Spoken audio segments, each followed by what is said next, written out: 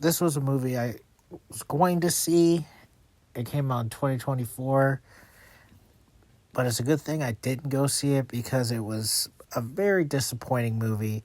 It's a supernatural horror film, and the main problem is it just felt like it was half baked. It had a really good idea, but terrible execution. Some of the kills were definitely PG-13 because it was PG-13, unfortunately.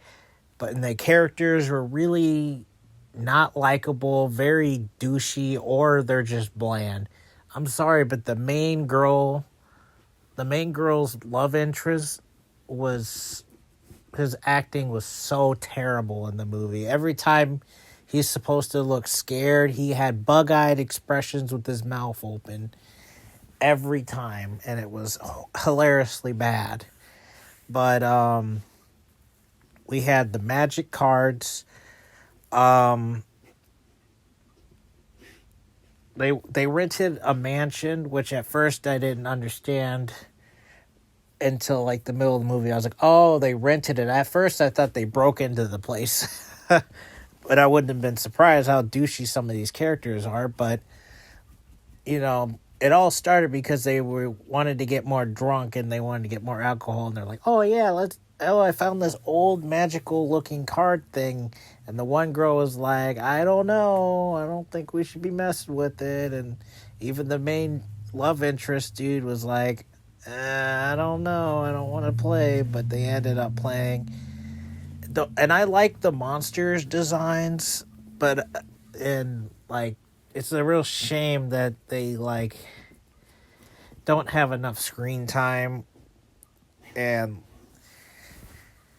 it was just fairly half baked, and some of the visual effects were good and some of it was a little iffy. But if they would have focused more on the monster characters, they were trying to have some emotions, but man, their acting was high school level acting for most of the characters. They had an old lady that helped them out at the end. And, I feel bad for the person who was the reason why it was cursed in the first place, because the lady was like a gypsy fortune teller type person, and she told the dude, I forgot what that guy's name was, that her kid and the wife was gonna die, and she tried to change the fate and she couldn't change it, and the guy ended up killing the gypsy lady's kid, and she cursed all of them, and anything that falls under that category with her cursed cards, you're screwed. But overall, I would give it a 5.5.